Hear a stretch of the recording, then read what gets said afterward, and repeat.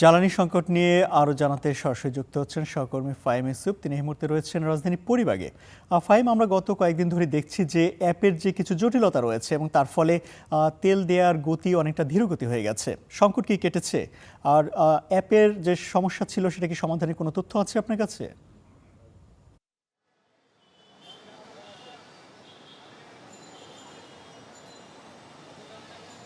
ইমতিয়াজ, আমরা এই মুহূর্তে রয়েছি রাজধানীর পরিবাগে। এখানে বর্তমানে জ্বালানির যে পরিস্থিতি, এখানে কিন্তু দীর্ঘ সারি লক্ষ্য করতে পেরেছি। যেহেতু রাজধানীর পরিবাগের ঠিক পাশে শাহবাগ এবং আশপাশের অঞ্চলটা কিন্তু এই অ্যাক্টিভ ফিলিং স্টেশনের যে গাড়ির চাপ, সেটি আসলে দীর্ঘ হয়েছে।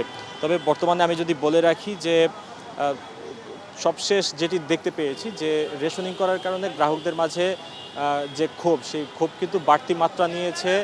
এই যে যখন ফুয়েল পাস অ্যাপ তারা ব্যবহার করতে পারছেন না, শেষ মুহূর্তে যখন কিউআর কোড স্ক্যানিংয়ের সময় আসে, তখন কিন্তু অনেক সময় দেখা যায় যে নতুন করে আবার কিউআর কোড নতুন কিউআর কোড দিতে বলা হয়। ঠিক তখনই অনেক সময় দেখা যায় যে সার্ভার জটিলতা সহ নানা জটিলতার মুখোমুখি কিন্তু গ্রাহকরা হন।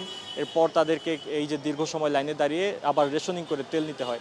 এই সমস্যার সমাধান কিন্তু তারা আসলে যেটি বলছেন যে যদি দ্রুত আসলে অ্যাপের যে কারিগরি সমস্যাগুলো চিহ্নিত করে সমাধান না করা হয়, তাহলে ভবিষ্যতে আসলে এই অ্যাপ তেমন একটি কার্যকর কতটুকু হবে সেটি নিয়েও কিন্তু প্রশ্ন থেকে যাবে।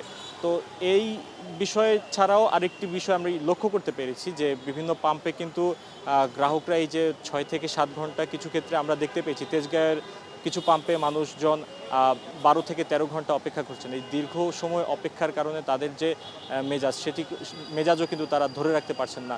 বেশ কিছু সময় দেখতে পাচ্ছি যে পাম্প কর্মীদের সঙ্গে তাদের বাকবিতণ্ডা হচ্ছে এবং অনেক ক্ষেত্রে দেখা যায় যে যারা ভিআইপি লাইনে দাঁড়ান বা যাদের আলাদা সরকারি পাস থাকে, তাদের ক্ষেত্রেও কিন্তু এই যে এক ধরনের বাড়তি বিড়ম্বনার শিকার হতে হয় এই গ্রাহকদেরকে।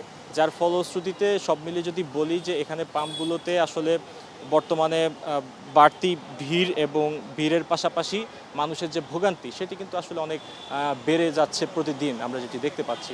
এই ছিল আমার কাছে জ্বালানি নিয়ে সবশেষ তথ্য।